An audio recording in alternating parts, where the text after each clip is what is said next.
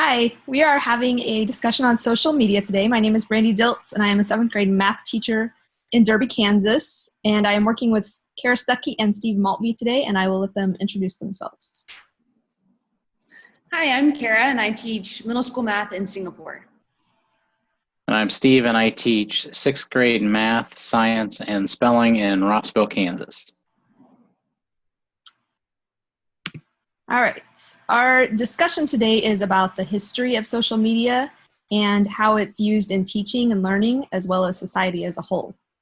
And the first thing we're going to do is watch a short video called The History of Social Media.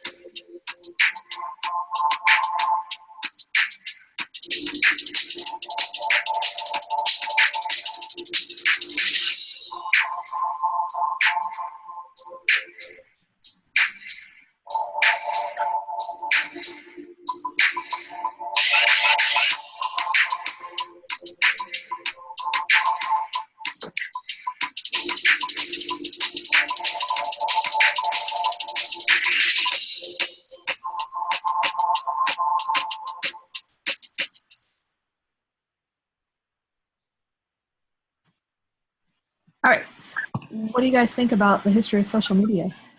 Steve, do you want to go first? And I between the video and just the, it's just amazing how fast it's grown so quick. I mean, it's like it seems like most of the technology, but it just seems like at one point it wasn't here, and then boom, all of a sudden it just kind of spreads and grows. Kara, your thoughts? Yeah, I agree. I mean, it's amazing how quickly the different apps and websites just grow. Suddenly they have so many millions of users, and their value, how much they're worth, is crazy. It's really taken over, our world. Yeah, I agree. The one thing that I did not know was that Justin Timberlake owned MySpace. I didn't know that either. I thought that was really interesting. I don't know why. I didn't think people still used MySpace, but yeah, I didn't either. But I think, what was it, 35 million? Is that what it said that he bought it for? Yeah, I think that's what it said. Which, compared to all the others, it's pretty cheap. That's true. Maybe it just has its loyal followers and that's it. Well, I just thought it was interesting too, just the how much they are all worth. I think I wrote down, if money is power, then social media is very powerful. I mean, it just seems like there's so much money being moved around with it and for it. Yeah, I agree. I didn't realize how much each separate one was worth. Okay. These are our references for the social media history. The next thing we're going to talk about is social media in teaching and learning, as well as in society. So, Kara, do you want to start this one? Sure. The article I chose to read talked about, should teachers use social media in the classroom? And it had both sides of the argument. It was actually written by two different people. So one person was saying, yes, they should, and the other one was saying, no, they shouldn't. And it gave some, different reasons justifying why. The person who said they should, we'll start there, was talking about how, if students are using this outside of the classroom, again, it's a powerful tool that kids already know how to use it. And also, we need to be training students how to use it. we wouldn't give the kids keys to a car and say, okay, just go drive it. We would train them how to do that. So we should do that with social media. Another thing they brought up was helping students become media literate, and also allowing maybe the shyer student, the more introverted student, a platform to be able to speak, that they're more willing to speak out, maybe via social media than they would in the classroom discussion. Steve, do you want to go ahead? Yeah. The article I read was introducing social media to elementary students. Because I teach elementary, I have kind of a big interest in it because most of the social media, you're supposed to be 13 years or older. And I always kind of wonder how people work that into elementary. This particular article, it started off, the author right off the bat says she thinks that kids need to play outside, need to have face-to-face interaction with students, play with blocks, paint, crayon, and even in the dirt. But she said, she gave 3 examples of how it was used in the elementary level. And one of them, a class did used books along with video conferencing and blogs and Twitter to study tadpoles and frogs. And they shared their data with students in Iowa and in Singapore, actually. Oh, cool. And yeah, and they even they blogged about it in literacy centers, and then they even used webcams to watch their tadpoles. So they did all this at the elementary level. A first grade class in a different, well, actually in Chicago, they had what they called tweets from the rug. So this teacher had a Twitter account, and like grandparents and parents and all those people would follow her Twitter account, and they'd sit down at the rug and kind of talk about their day, and she would send tweets out as to what they talked about. So I think that would be kind of neat because, you know, when kids go home, well, what'd you learn? Nothing, really? Well, it says here you guys talked about this.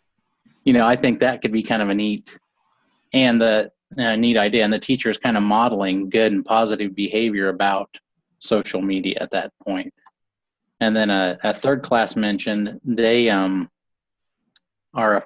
start blogging, but they use a physical blog wall. Like they write notes on a piece of paper and put it on their wall, and it kind of gets them used again to using good habits and, you know, saying positive things and blogging that way. So that's kind of how that article went. But it also mentioned that, you know, technically they've been using social media when they write a friendly letter or a thank you note, or even using telephone etiquette. Mm-hmm. So Very interesting.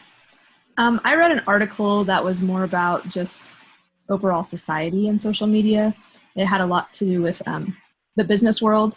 It named off both some positives and negatives for social media, and that the positives being that people, you know, can connect and that they can chat with their business professionals, and they don't always have to be tied to face-to-face, kind of like what we're doing now, but that they could use Twitter and things like that to connect. Some of the negatives that it mentioned, though, were things like the loss of productivity.